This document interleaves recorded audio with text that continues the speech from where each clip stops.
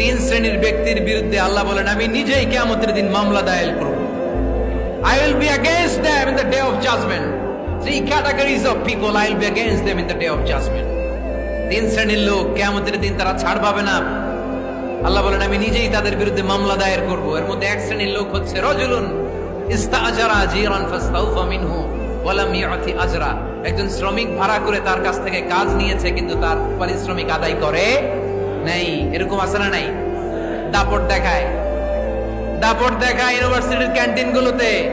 ইউনিভার্সিটির ক্যান্টিনে যে খায় মাগের বিল দেয় না, এরকম ডাকাইত আছে না নাই?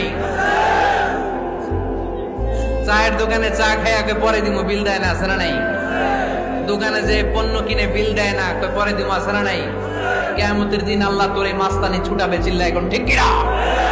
আনা খাসমুহুম, আমি নিজেই তাদের বিরুদ্ধে মামলা দায়ের করব। কথাটা কার? এজন্য বিশ্বনবী বললেন খবরদার, মেহনতি মানুষ, খেটে খাওয়া মানুষ, এদের দোয়া কবুল হয়ে যায়। আতুল আজিরা আজরাহু ক্বাবলা আন ইয়াজিফা আরাকুহু। খবরদার, বিশ্বনবী বললেন শ্রমিকের ঘাম শুকিয়ে যাওয়ার আগে তাদের পারিশ্রমিক মিটিয়ে দাও।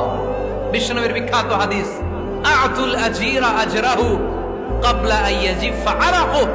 শ্রমিকের ঘাম মাটিতে লাগার আগে, শুকিয়ে যাওয়ার আগে তাদের পারিশ্রমিক মিটিয়ে দাও।